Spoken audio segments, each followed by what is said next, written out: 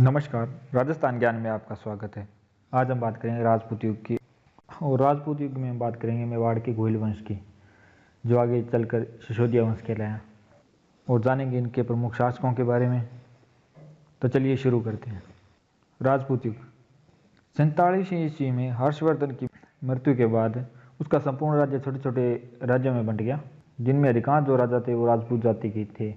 इसलिए 7वीं से 12वीं सदी भारतीय इतिहास में राजपूत युग के नाम से जानी जाती है।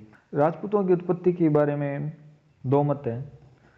कुछ भारतीय इतिहासकारों जैसे GS ओझा, CV वैद्य और दशरथ शर्मा जैसे इतिहासकारों के अनुसार भारतीय राजपूतों की उत्पत्ति प्राचीन क्षत्रियों से हुई है, और कुछ अन्य इतिहासकारों जैसे कर्नल जेम्स टोड, शक, VA स्मिथ के अनुसार क्षत्रियों की उत्पत्ति विदेशी जातियों से हुई है। तो अब बात करते हैं मेवाड़ के घोइल वंश के बारे में।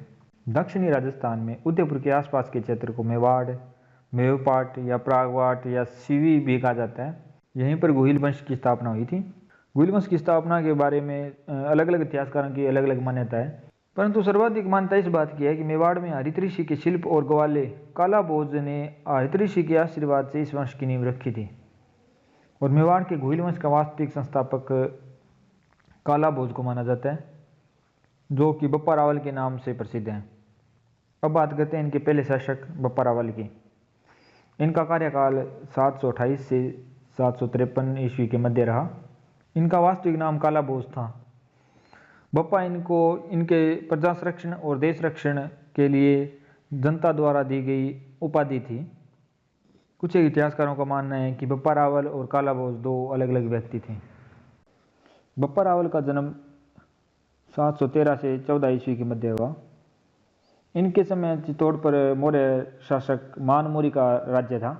बप्पा रावल ने 20 वर्ष की आयु में मानमोरी को पराजित कर चित्तौड़ दुर्ग पर अधिकार किया और नागदा को अपनी राजधानी बनाई। इन्होंने नागदा में सहस्त्र बाहु का मंदिर बनवाया, जिसे सास बहू का मंदिर कहा जाता है।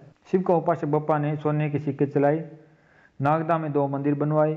बड़ा मंदिर सास व छोटा मंदिर बहू कहलाया। अजमेर से एक सोने का सिक्का प्राप्त हुआ है, जो कि बप्पा रावल का माना जाता है।